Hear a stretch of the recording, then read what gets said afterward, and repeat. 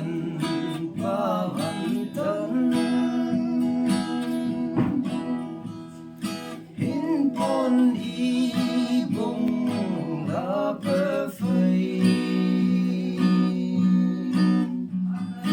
ai mà nam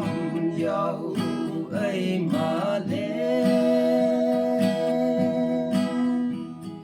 chính mây lăng vẫn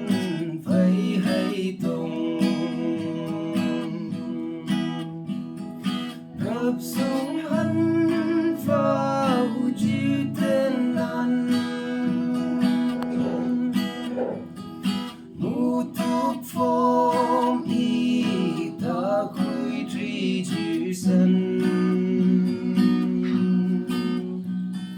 ông lan ya pha tri chữ sân mây bù hãy tung pon y vào là nắng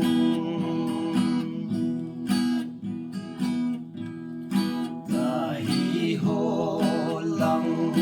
ba vắng lâu bất kỳ làm chuyện nguy yang như thầm man nga hân thu pha phải nào chưa